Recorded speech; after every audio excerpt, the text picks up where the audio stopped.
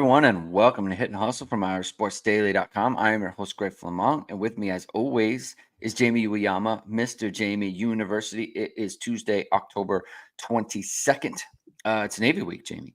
Notre Dame's got Navy coming up this week, the first of two military academies that they're going to play this year, and probably one of the best Navy teams we've seen. I think this century is what I said. They're a good looking football team, Jamie, especially on offense. They're doing a lot of fun things. And look, when you play bad teams, the triple option and what they're doing, it looks so pretty. It looks unstoppable. It's kind of fun to watch all the stuff they got going on, all the window dressing in the backfield, who's got the ball, where's the ball going, things of that nature. So we're going to talk about them. We're going to talk about Notre Dame, their offensive line, how they're progressing. Can they do better? Where can they do better? Are they going to get better? And then by proxy, is the offense going to continue to evolve and improve?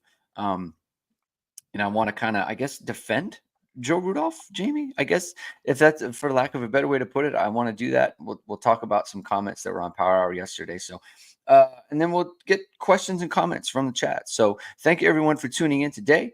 As always, if you like what you hear today, if you like our content, you like what we're putting out, please hit the like button. Please hit subscribe. Please hit the notification bell so whenever it is, we are going to go live. Links to the podcast are in the description below. And as always, the show is brought to you by ESQ Clothing. The holiday season's fast approaching, and ESQ has you covered for all your parties and gifting. Founded by Notre Dame alum Ge Wang, you've seen ESQ on all your favorite Notre Dame players and coaches. With over a decade of making the best custom clothing available, ESQ will help you look and feel your best, from a perfect fitting suit or sport coat, shirt or bomber jacket, or the perfect tuxedo for galas and holiday events. Check out Ge's amazing work at esqclothing.com. Book an appointment to upgrade your wardrobe today. Mention ISD and get 10% off your entire purchase. Give yourself and your loved ones the gift of style. One extra thing about the YouTube channel is it's not just our shows and our podcasts. I want to shout out like Matt Freeman and what he does. He puts up so much content that is informational, relevant to the team, right? So he's always putting up comments from some video from press conferences with Marcus Freeman, with the assistants, with the players. He's putting those up. He's cutting up highlights of Notre Dame's recruits. You know, he got Blake Hebert. They showed his stuff.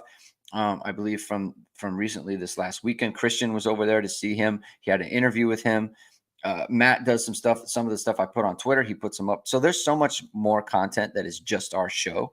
So if you like all of that, please subscribe to the channel. We put in a lot of work into it, and we're very proud of our product here. So just wanted to shout that out. There's a lot of great stuff on there. People should totally check it out. Yeah. Not just our shows, but sign up for the shows as well. That's all good. And of course it's free, right? Everyone knows it's free to do on YouTube. Tom Frawley says Navy doesn't run the triple option anymore. They run the hybrid wing T with variations of the triple option. That's a big difference. Yeah, they go. We'll probably go more into it on Thursday's show, but they do a lot of different things. They're in shotgun about 40% of the time, something like that. Yeah, around 45%. Yeah, they're doing a lot of shotgun stuff. Frankly, I was looking at their offense. I might adopt some of this for my daughter's football team. I was looking at some of their stuff and I was like, I gotta use this. So it's tricky. It's definitely tricky, Jamie. Just some news on the injury front. Billy Schrauth is kind of the bigger one, and I kind of want to get into this with you a little bit about where he's at. Marcus Freeman said he's doing some scout team work. It doesn't sound like he's going to play this week. He might. They threw Cooper Flanagan out there against Stanford. We didn't think that was going to happen. Doesn't sound like he's going to play. It sounds like after the bye, that seems to make a lot more sense after this week. I'm curious just to get your thoughts. I don't really have a strong opinion, and I just want to kind of throw it out there. And Matt posted something about this on 3 for Tuesday. He had an article about it on our website. Does it make sense to bring in Schrauth at this point? If I don't know where he is ever going to be with the ankle for the rest of the season, but does it make sense to bring him in for Rocco Spindler at this point? I don't know if he's ever going to be healthy enough to where it makes sense to bump out a healthy Spindler. I'm just kind of curious where you're at with that. I mean, I don't know. I mean, I really don't, because I just don't know how healthy Yeah. he's going to be. Like, I mean, if he's limping around, then no, then obviously not. And then the other case is too is like if he's back and he's not like, you know, like take him a long time to get in football shape. There's no way he should be playing in this game. And the best thing, I think it does work out to the fact that they have another bye after this week, so he gets Mhm. that extra time. Um, so I imagine like what you said, like that's probably what's going to happen, right? Is that he probably won't play in this game. He'll dress out, maybe be like in an emergency kind of thing if they need him, because you never know, right? Like you never know what can happen. So, um, but I would guess that he's probably, um, yeah, they will probably get a better idea after, um, that bye. But I think he'll probably be inserted back in. When that time comes. Um, it's a little bit like I know that Shrouth wasn't playing like great before the thing, but like first of all, no one was playing Well, great at that It's time. It's like it it's also like it's in the first half of the third game, right? Like, yes, it's yeah. you know. So it's totally different. And then I would say like for anyone who kind of followed with like what was going on with like the Steelers and Justin Fields and Russell Wilson, Mm, and Justin Fields gave like a really kind of mature answer about like kind of how he feels about you know possibly getting replaced, and he did get replaced as a starter by Russell Wilson.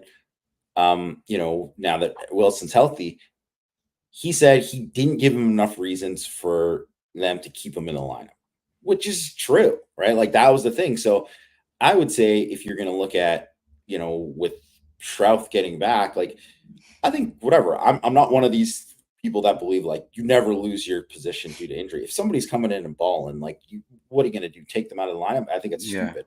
yeah, But yeah, I don't know if Rocco has done enough to make sure that like, man, he needs to stay in there. I'm not saying he's playing bad or anything. I'm just saying like, I don't know if he's done enough to not give that job back to Shrouth if he is 100% or close, right? So, mm, um, you know, we'll see. And then honestly, too, like, I don't think that they would,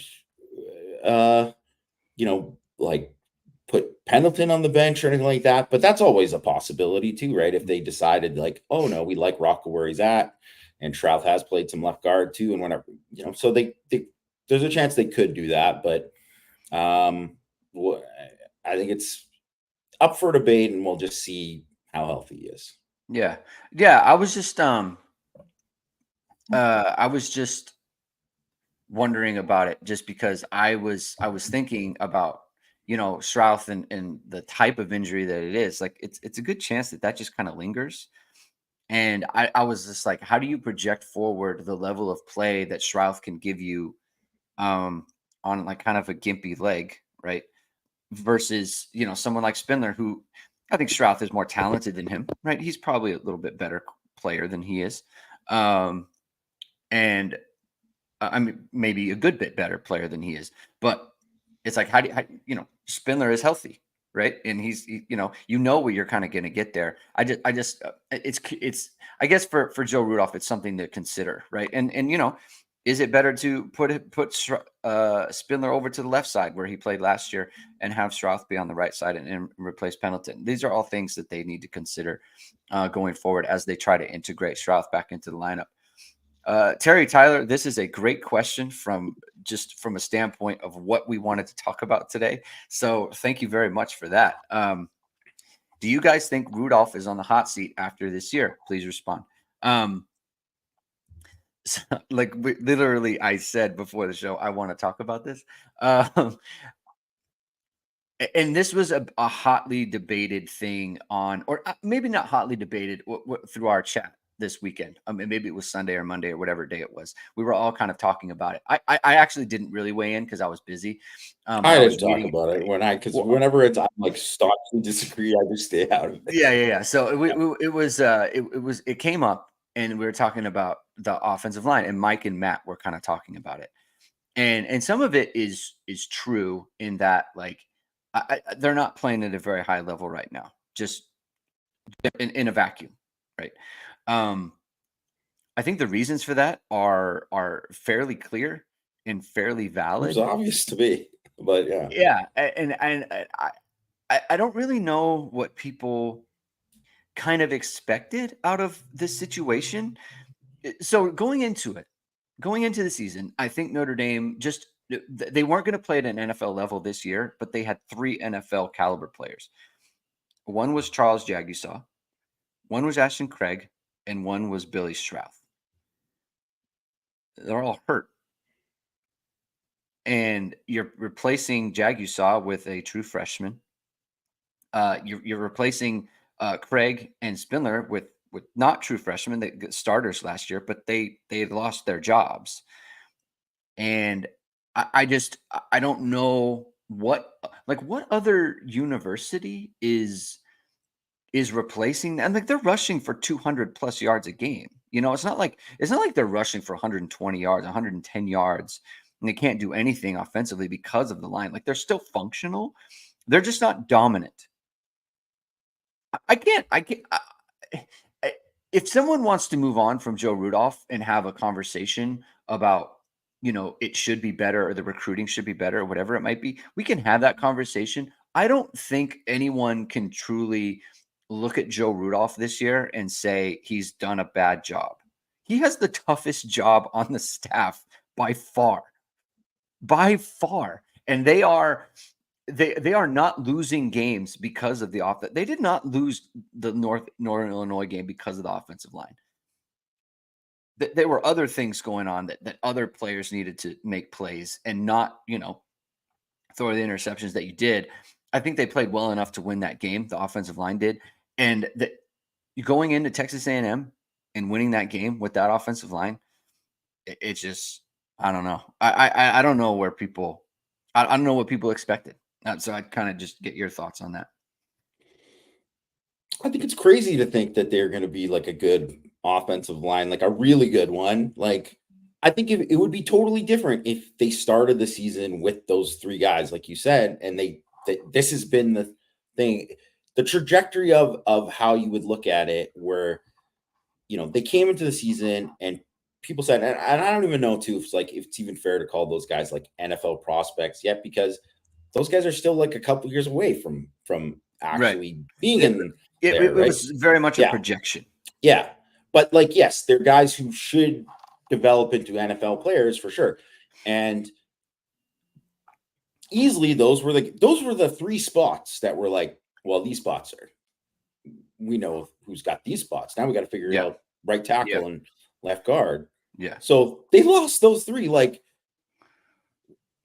what is anyone expecting? What are people expecting when that happens? Like, to think that whoever the next guys are going to be like really good. I'm just going to tell you right now. Watch Alabama's line the last couple years too, and when they had injuries, and this Yeah. is Saban. I'm not talking about DeBoer, right? Like Yeah. Saban time, they had injuries. They had guys, too many guys leave early and whatever. They weren't good. Like, they were fine, but they weren't good. That was like a problem for them.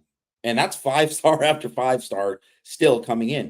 It's like, guys, not everyone is ready to play at a certain level when they are young.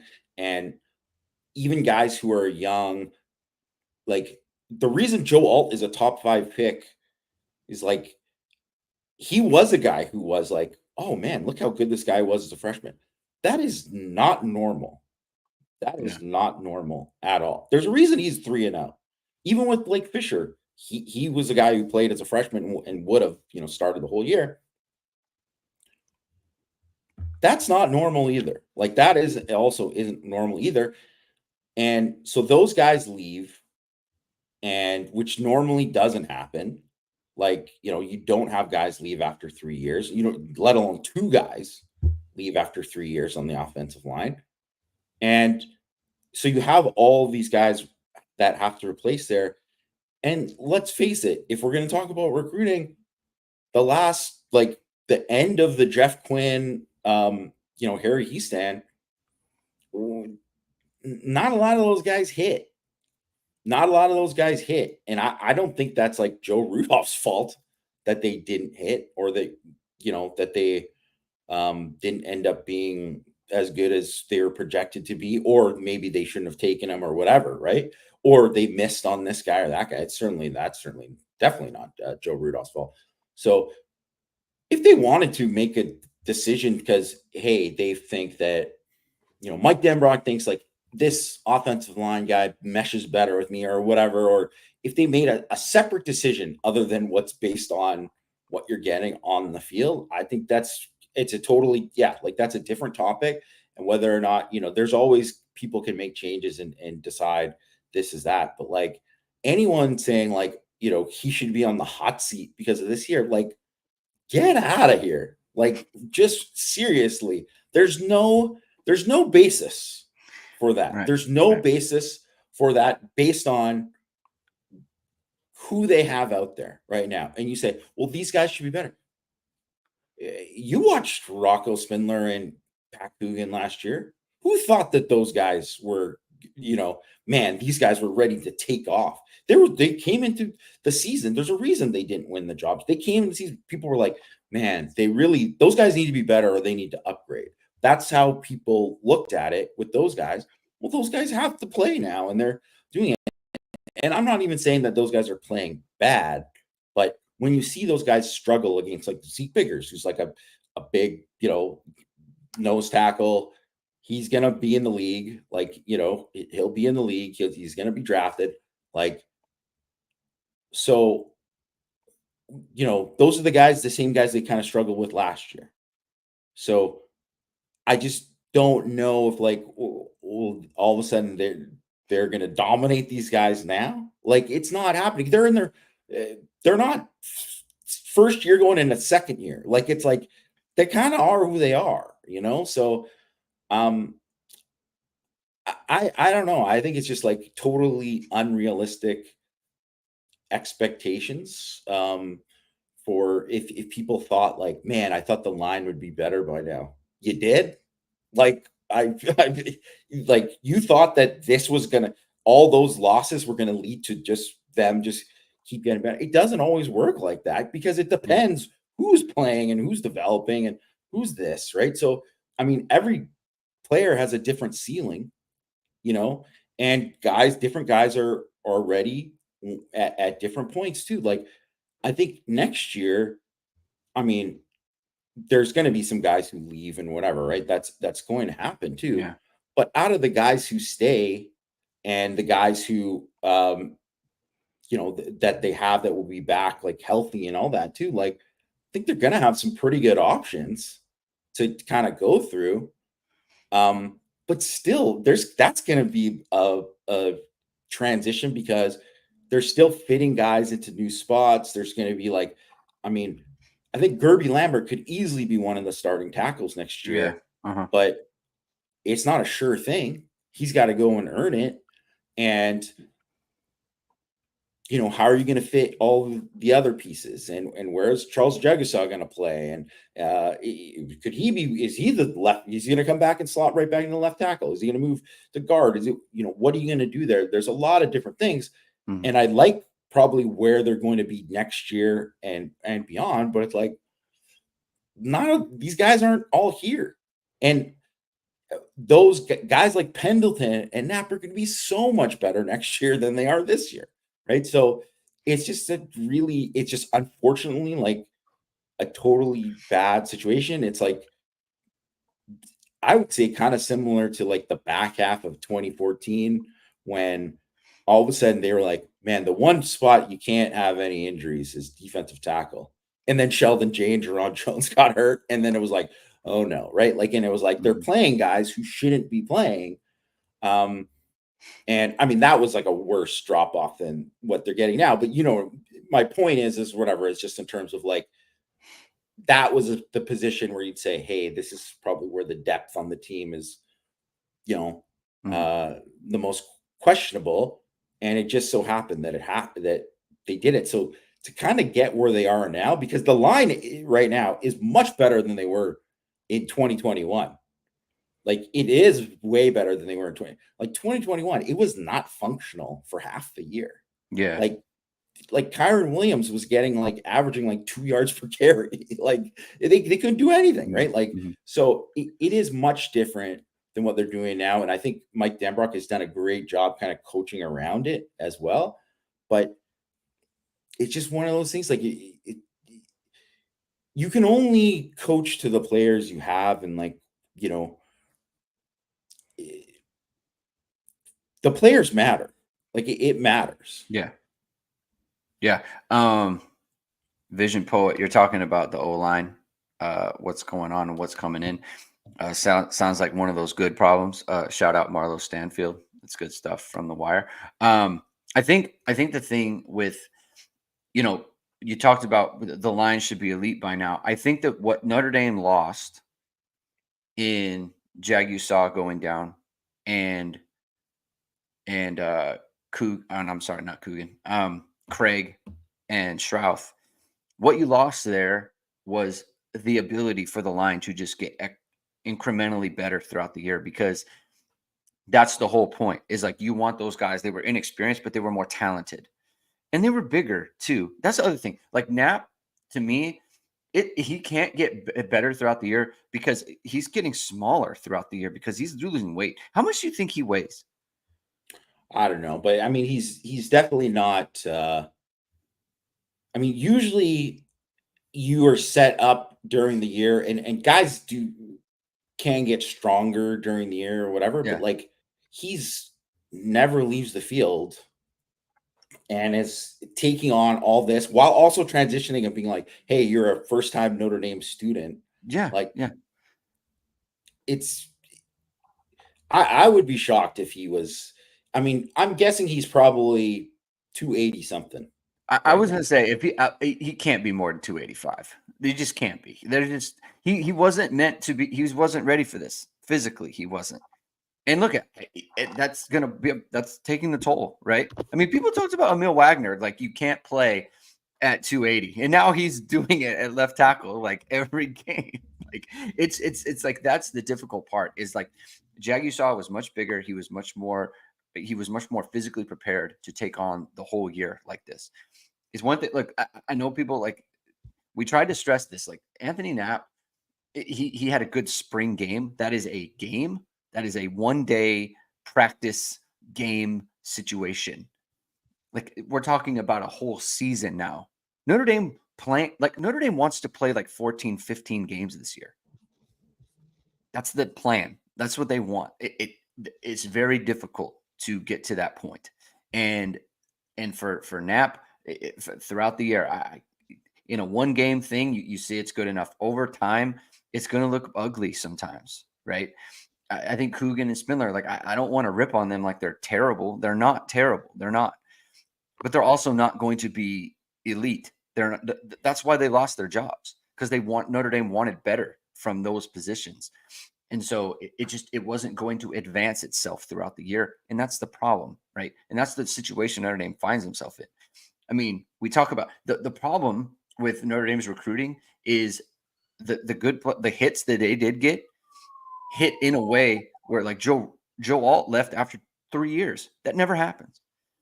True juniors do not leave on the offensive line at Notre Dame. Blake Fisher left as a true junior. If Blake Fisher was Notre Dame's left tackle this year, the situation is completely different. We talked about it before. They are in a completely different situation.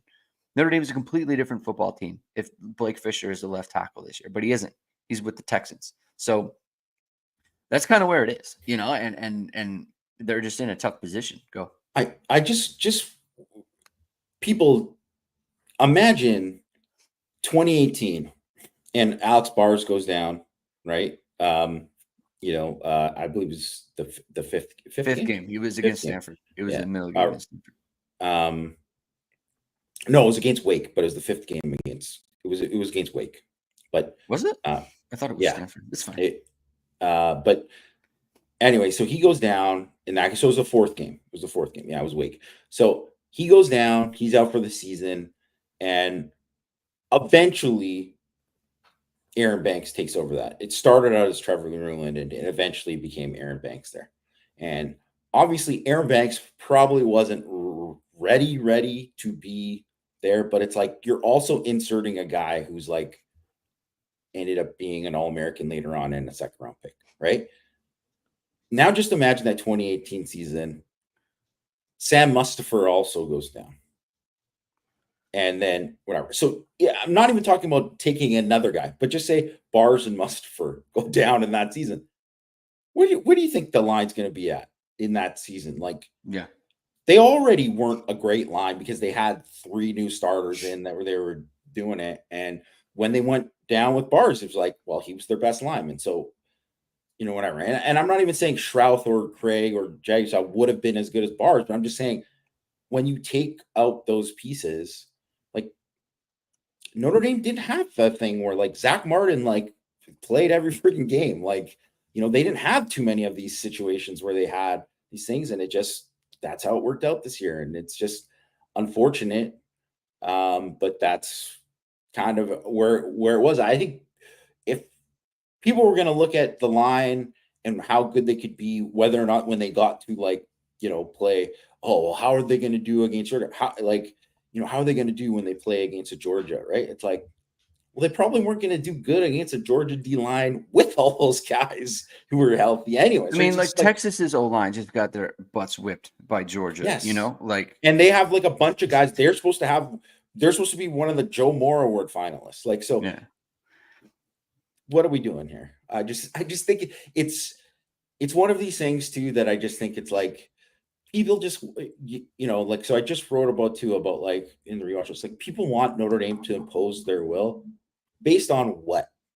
They haven't shown any time this year that right. Hey, 4-minute offense, we're gonna run it down your throats.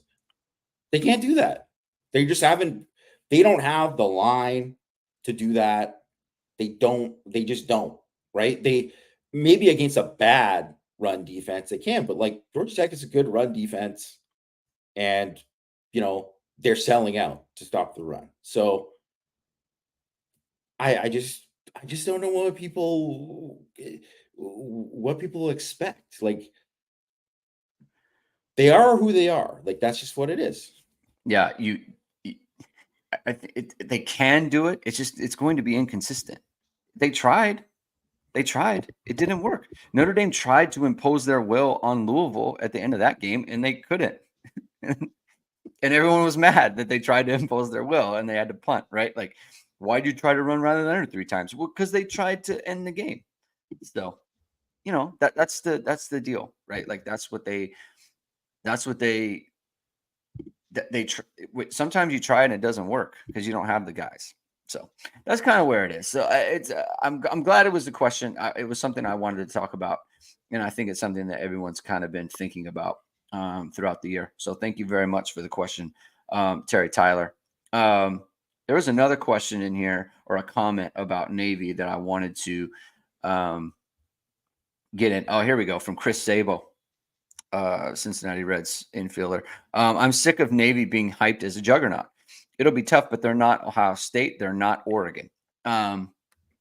So I think there is something to this where Navy's offense looks as good as it ever has. True fact. And Marcus Freeman kind of alluded to this. Like, you do have to be disciplined. You do have to do your role, but you don't want to play football instead of football. Like, it is at some point, it does get to it is a football game. You need to make plays. And if your players are better than their players, like, their plays are available to be made there. Right. So Navy makes it difficult, but it doesn't make it impossible. And it doesn't have to be this. And to be fair, like Brian Newberry, the coach for Navy, he said the same thing about Notre Dame. it doesn't take an otherworldly effort to beat them. You gotta play a good football game, right? And so at some point it does come down to playmaking and that sort of thing. But how nervous are you for Notre Dame's defense to go against Navy in this one? I mean, I think it's going to be tough, right? Like they're really good. They present a lot of different things. It's I will say kids. I'm sorry for the guy who mentioned that it was the inverted wing tee or whatever, right? The Mhm. like I would have just shouted him out, but I forgot who it was. But it isn't the same. This isn't the flex bone that they, you know, prepared for years and years and years. There's way more stuff. This is. I read this thing from man. First of all, I hate these people on Twitter who are always like, "There's a reason Army and Navy are doing well. No NIL and no transfer portal." Yeah, that's not the reason, man. That's not the reason. It's not culture, okay? They fired their offensive coordinators and they put in different guys, and the offenses are better. Like they're doing more things to make them successful. They modernized their offense essentially, even though it's like, yeah, it's old school. This it's like, no, well, they're also doing more stuff. Like they're running a way higher percentage of motion, a way higher percentage of play action, right? Like all of these things that like have helped them. So, some motion numbers. So, uh, last year, 50.9% motion pre-stat motion. This year, 76.2%. Dropbacks with rolls, 6.8% in 2023, 19.7% in 2024. Play action, 20.9%. It's like 40, it's over 40% this Mhm. year, and 45% in the gun. It's like they weren't doing that before. Like, so they basically just said, "Oh, we're all going to have like similar principles to what we have done, before in terms of like option football, but we're just going to add in modern elements to like basically the window dressing that everybody talks about." It's like you have to make the defense think. You have to make them make decisions. You have to do all of these things to try to confuse them. That's offense now. Like, Mhm. um, and if like this one idiot, I almost went off on Twitter, but I didn't. But I was like, this guy's like, well, they send the guys to prep school, and that's what I'm like. I got news for you, bud. Like Ken Neomatalolo sent those guys to prep school the whole time too. It was the exact same thing, and Yeah. they were and he got run out of there. It's not that. It's not culture that is doing it. I'm sure they have a good culture. I think Brian Newberry is a good coach, but culture don't matter if the coaches don't are Right. isn't doing it, or if you don't have the right quarterback, which they do have. With Blake Horvath is the right quarterback for them, right? And he's played really, really well, and they're developing and they're doing all these things. Um, so I think it is 100%. They deserve the credit for making these changes to the offense, executing at an extremely high level. Like they've been very successful on offense this year. Like they were 128th in OF plus last year. They're 36 now. So it's like a gigantic change. Yeah. They basically were a nothing as a passing offense. Now they're like are explosive on offense. Yeah, I believe they're averaging 12.7 yards per attempt. The quarterback is this year, which Yeah. is elite, to say the Yeah. least. Yeah. And so they've played and executed at a super, super high level, but they played one team in the top 60, Right. 59th, and they're actually 59th. It's hilarious that they're 59th. Yeah. Memphis is 59th, and the rest of the schedule was Bucknell, which is a FCS, not like a good FCS team. And then they played 123rd, 125th, 120th, and 118th in F plus. So Mhm. combined FBI and SV plus. Like you're not going to find an easier schedule than that. Like Cincinnati, Houston, SMU, UCF were like the big dogs in the AAC. They're not in the AAC anymore. They Yeah. haven't played any of those teams. And also, too, they're not playing any of these other They haven't played a Power 4 conference team. Mm-hmm. This is Notre Dame's the only one they're going to play all year. Same with Army. Our Army is the exact same thing. So you can kind of say like, hey, they're doing all this, but it's like they also haven't done it. It's like, how many defenses that are they playing have actual NFL players on it? Like guys who are going to play in the league. Notre Dame, it's like, even with the injuries, a lot of these guys are going to play on Sundays, right? It's a high percentage of the guys who are starters for Notre Dame are going to play on Sundays. It's like I bet they played 2 all year, that are probably going to play. Well, that's a big difference. It's a huge difference, right? So, so that's something to remember. Also remember that I think that Al Golden and Notre Dame's defense does as good of a job as anyone when it comes to adjustments, when it comes to being prepared for all of the pre-snap stuff you're going to see. Also, when it comes to just like straight playmaking and making offenses uncomfortable. Mm-hmm. So I think that, you haven't seen where Navy has been in a position where it's like, where they've ever been like, they've been trailing by a lot, or where they're like, man, they can't, where they haven't had a lot of success. They've had success on first down and they've done all these things, but they haven't had like, oh man, where they don't have to grind it out as much. Mm-hmm. So if they have to grind it out as much, that's just one of those things where Notre Dame is like, when teams grind it out, they don't score in the red zone. So there's all of that kind of goes into it. And the fact that their defense, it's a lot of the same guys, that they've had for a long time, but it's also a lot of those same guys that like, they make plays and they're aggressive and they blitz and they do all these kind of things. But athletically, those are the guys like Rayshawn Lane, playmaker, has been a playmaker there for like 3 straight years. When they've played Notre Dame and he's been one-on-one with guys, he's got cooked. Mm-hmm. He's the guy who got cooked by Jaden Greathouse last year. Yeah, I think was getting cooked by a bunch of guys. Like, so how are those guys going to do in this game when they're against Notre Dame's offense? Yes, has to execute, has to score, whatever, but they're 84th in EPA per rush on defense. Like, if there was a game where Notre Dame's going to rush for 300 something yards, this seems like the kind of game, right? So, I do think you have to give credit where credit's due to Navy, and they are going to present a lot of tough problems for Notre Dame. Like, it will happen. They're going to put stress on Notre Dame, and they're going to, have some stuff where all of a sudden they're running some kind of reverse that you didn't expect. They're going to run something out of the shotgun, some different run look that Notre Dame hasn't seen. They're also going to just execute at a super high level. And, Notre Dame, it is going to take a little bit to adjust to the speed of it and all that too. But, they couldn't stop Memphis. Like, they gave up 656 yards to Memphis offense, which has a pretty good offense. So if you get that and you also get a defense, they're not going to score every possession on Notre Dame's defense. It's just not going to happen. Yeah.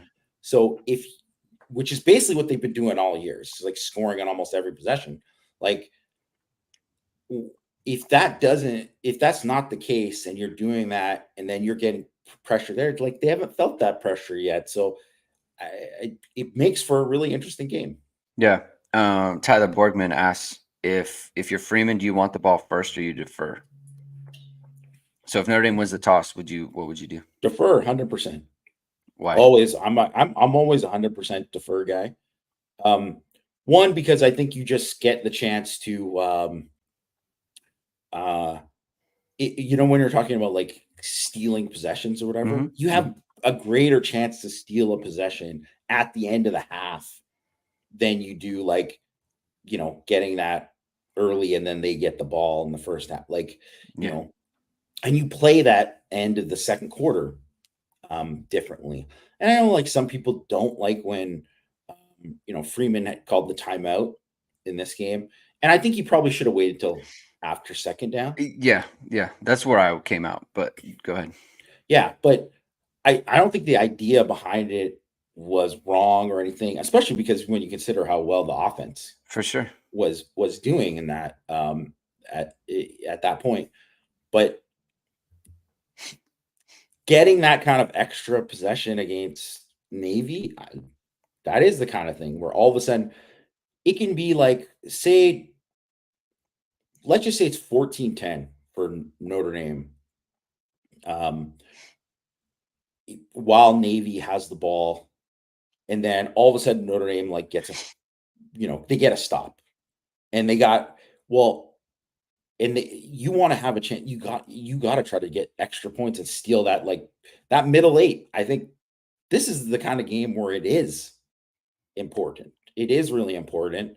And I also don't know if Navy. I know they're 85th in time of possession here, which is insane because they're usually like top 5 in terms of like that's what they do is turn out, but they've just been so explosive. But if they aren't as explosive in this game, and they can't be, maybe because it's a little harder to be explosive against Notre Dame, are they going to try to just be like milk clock and do these kind of things that maybe they haven't done earlier this year? Yeah, let's say so to Tyler's this is why. And I think it's a good question against Navy. And I'll give you my answer in a second. I thought that Jamie, my reason for asking is because playing from ahead against Navy is so important. So to me, you could make the case that you get the ball and I mean, you have the thing is like the pressure to score in that situation is so very great, Yeah. right? Because then you've wasted it. Yeah, if you So don't the score on pressure to that first score, possession, yeah. so the idea is you get it, you go up 7-0, right? The other part too is the first position because Navy's going to have some stuff. They've been killing teams. Navy's going to have some stuff that they have saved for Notre Dame, 100%. Oh yeah. And so the idea is the first possession that Navy's had, they've shown you all their things, and then you can adjust. So you have a better chance of getting a stop on their first drive of the second half than maybe their first drive of the game, right? So there's kind of that train of thought. My thing is, and we've seen it a few times against Navy where let's say you're trading possessions, like you're trading scores against Navy, and it's 14-14. You get that last possession of the first half, you go down and score, it's 21-14. Then you get the first possession of the second half, and you then have a chance to go up 2 scores against Navy. Like that is you always want to get up 2, like the getting up 2 scores on Navy is like the thing. Once you get distance from them, it changes things for them and for you, right? Because now you have a little bit of leeway, and they have to play a little bit differently than they normally do. And so that's why I'm always like, get to a situation where, like you said, you can get 2 straight possessions against Navy, and that can kind of put them away Yeah. right as the second half starts. And so that's kind of where I come out on it. It's like I see the logic. Against any other team, I'm always defer. But I see the logic of saying against Navy and maybe Army specifically, where the type of offense that they play, you want to see what they're doing and be able to adjust to that. And like I said before, the chances of stopping them on the first possession of the second half versus the first possession of the game, I think is greater. But I think the opportunity to have 2 straight possessions for me is outweighs all of that. So that's kind of where I come out I on think that. that's a great way to put it.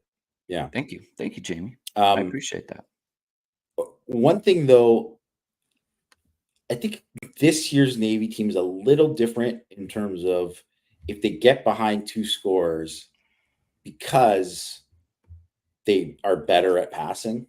And it's a little bit, well, I don't expect to like see a lot of straight drop back game. There's not going to be a ton of that, but like I do think that, and the fact that they have been able to score quicker makes it a little bit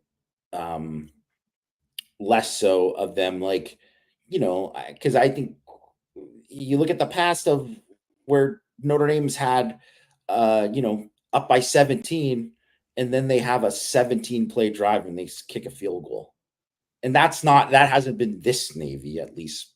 So I don't think that's where it might be a little bit different, if they get behind in Yeah. this game is what I would say. And not to make this like the Tyler Borgman show, but he mentioned about the offense hasn't looked good on first drives of the year. Why do all these people say this when that is not the case? Like, why has that become a thing? I mean, Freeman mentioned too about how they had, they've scored on 57% of their opening drives or whatever it was, and they're 20th anyways on points on the in terms of getting points on the opening drive. And they've had a lot of good opening drives. And that actually has been like probably the best thing about them is they've done a good job with the script. And then they've just I would say struggled after that. Mm-hmm. And that has been a thing. But the opening drives have been like pretty good for most of the year. Like especially like Louisville opening drive was one of the best I can remember too. Yeah. So what I would say is, like, I look at Navy, right? First down, they're a 62% passing team. Second down, they're a 68% passing team. Third down, they're a 54% passing team. Like, I think Navy is they're better at passing, but not when they got to, Yeah. like there's a difference between we can throw this year and we're more efficient throwing this year than, hey, we're down and we need to throw. That's a little bit different, right? They're not that good of a passing team on that front. So on first and second down is when they kind of scare me as far as passing goes. But we'll see. I think that's I think it's something to monitor. I mean, look, I feel like we're kind of we're straying down the path of like kind of poo-pooing Navy. This is going to be a very difficult matchup for Notre Dame, just to be clear. Yeah. It's going to be tough. I just think there are some, I don't want to overdo it either. Like I don't want to I think act you just like, have to look at it balanced in a yeah, way that like people shouldn't be thinking, oh man, Navy's going to score 40. But also realize too that, yeah, Navy's going to put up points in this game. Like, yeah, yeah, even against Notre Dame's defense, they're going to put up yeah, points. yeah, agree. It's going to be difficult for Notre Dame. You want to make things easy, and make it easy for yourself with your media company, Jamie. Make it easy and pick the one that's the best, that does the most things for you, and you don't have to worry about it. And we can make that easy. Go with VSR Media, founded by Notre Dame football pregame host and Emmy Award-winning anchor Vahid Sadrazadeh. VSR Media provides professional and cinematic video and photo. Whether you're looking for a collegiate or pro-level highlight reel, have a personal story to tell, or are aiming to diversify and grow your business, VSR Media specializes in short and long-form video storytelling, social media management, and website design. VSR Media also captures professional headshots, senior and sports photos. Contact them at vsrmediacompany.com. Mention Irish Sports Daily to receive 20% off your first project. Visit them online or give them a call at 574 800 9106. Jason Z is asking, are any of Navy's opponents to date comparable to Notre Dame in any way from a scheme perspective? I don't know if this is referring to offense or defense. I would say no, just because even if they ran the same scheme, they're not good enough to be comparable to Notre Dame, which is like a huge advantage for Notre Dame in this regard. Like the Navy, Marcus Freeman was talking about size and speed, and the speed of the way they do things. Well, Notre Dame's pretty fast too, especially defensively. I mean, it's one thing to do it against like the teams that you've been bringing up with them, the Bucknells of the world. Notre Dame's a little different, right? So I think the matchups are an advantage to Notre Dame in terms of Notre Dame's played much tougher teams. I think playing a team like Stanford really helps, frankly, because obviously they don't run the same offense, but you have to account for a lot of Prepare in things. a very Yeah, similar way. Yes, yeah. And it's a Marcus good Freeman call. said Marcus Freeman said they're preparing for this throughout the fall. We'll see. It's something that's kind of something you say, right? Just to kind of assure people that you're prepared for this, right? You're not going to be like, well, we installed some stuff like a week ago or something, right? Like you want people to feel like you've been prepared for this.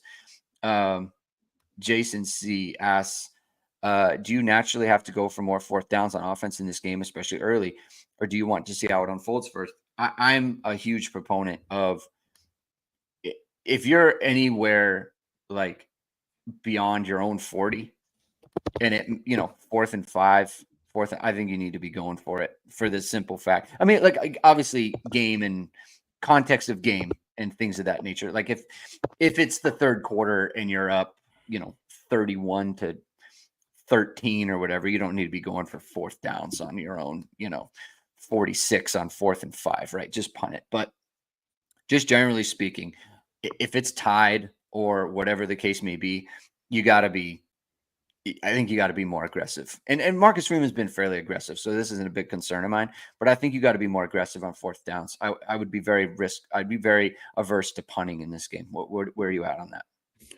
Yeah, and I think that's generally how people approach it against Navy in general is that like, yeah, they know like you don't want to give away possessions, right? So Mm, um or steal possessions as Marcus Freeman put it with going for those fakes and stuff, right? yeah, Like Navy they are 22 fourth down attempts against them this season in only 6 games, which is the highest rate per game out of anyone. And Army's right up there too in terms of what people do. That's how people approach those teams, and I would expect it's going to be something similar, where if it's fourth and short, Notre Dame's going to go for it. And the other thing is too is like people don't realize the context of what happened in terms of those fakes in the game, um, where they were on the field had a ton to do with why they ran fakes there. mm, Like, also, Rendell had punted well in the game too, so they were yeah, like, "Hey, so we're gonna, run a fake here," and then they were down a field goal kicker, so they had the backup field goal kicker in.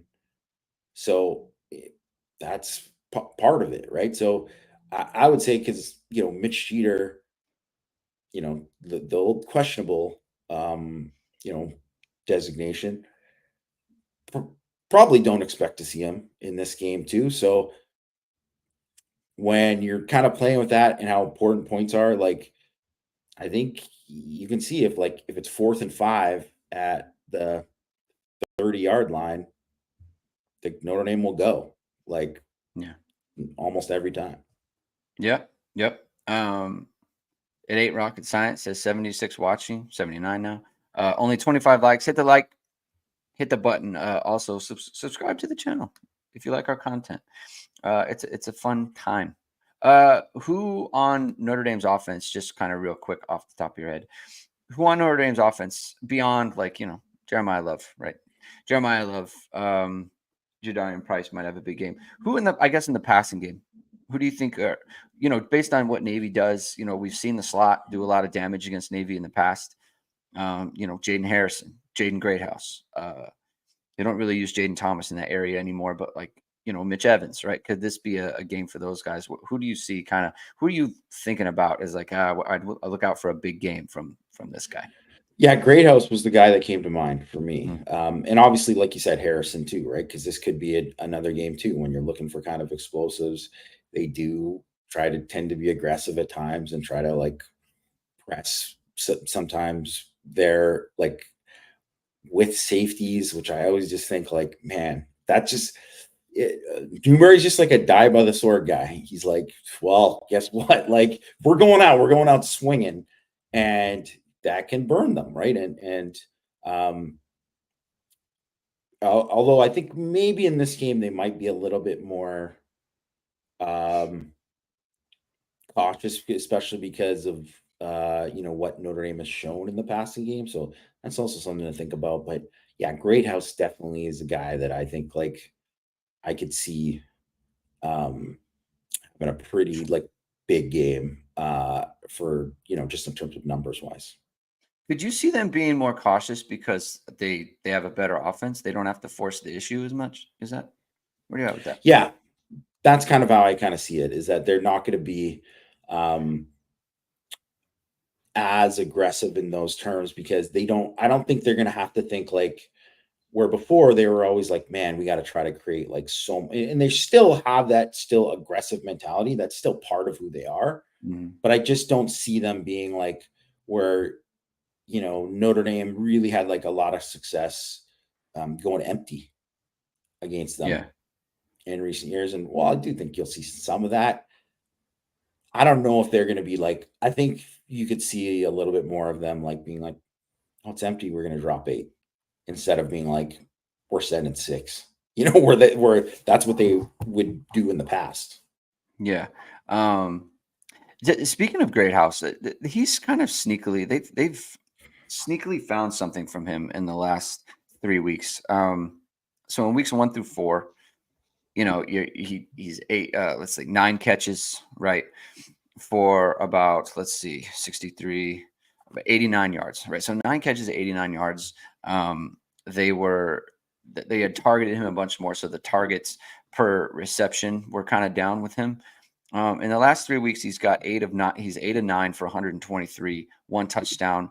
His yards per catch, he was 8.7, 8.2, and 12 against um, Miami of Ohio, Texas A&M, Northern Illinois, and Purdue. And against Purdue, they didn't target him at all. They did have the one catch that got called back from Purdue at the kind of the end of the half there, but 15.3, 19, and 14.3 in the last 3 weeks. Like they've unlocked him a little bit, and that's a pretty big deal, right? So I think that's something to kind of keep in mind as we move forward here. They've found something with Great House, and that was pretty necessary.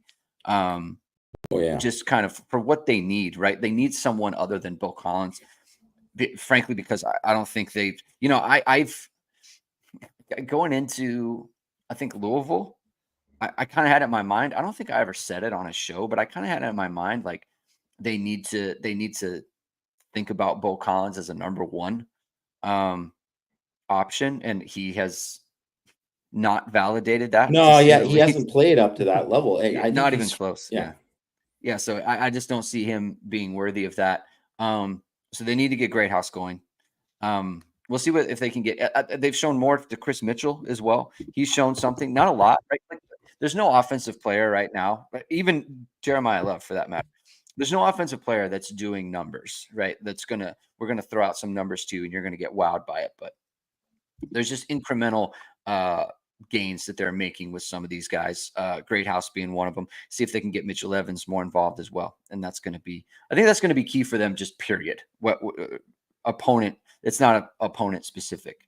Um, Jason Z, kind of one last question here. Is there anything that could unfold in this game that would make you very confident Notre Dame can finish 11-1? No, nothing would change my opinion. If Notre Dame blows them out, it would make total sense to me from a Navy hadn't played anyone before. They were not tested. That's the problem with this game is there's nothing really because there's no like opponent. Yeah. There's no like opponent that you can say it's like, well, they played well against Houston or Cincinnati or whoever it might be. They played well against those teams. So it's a pretty good football team. They haven't played anyone who I think is even close to Notre Dame. So um, Chief Brody's asking, are we very confident? I would not say very confident. I kind of like the situation for Notre Dame, though. I'll put it like that. Maybe I don't know how people feel generally, but I feel like Notre Dame should play a good football game this week. Yeah. I mean, I think Notre Dame will win. I think they'll be challenged, Yeah, though, is for the sure. way that I would kind of look at it. Like, I think they're gonna win. But they'll be challenged. I think they'll win. There is very much a path for them to not, though. Like I'm very cognizant of that there's definitely a way this game goes where it's like, oh, they're not going to win this game. So we'll see. I don't think that'll happen. But look, we have more time to think about it. We can end it there. Thank you, everyone, for tuning in today. If you like what you heard, please hit the like button. Please hit subscribe. Please hit the notification bell. So whenever it is, we're going to go live, and that will be Thursday for our Navy preview. We'll hear from Marcus Freeman. We'll hear from some more news and notes that coming out of both teams. So we'll talk to you soon. Have a great rest of your day. And we'll talk to you on Thursday. Keep hitting and hustling.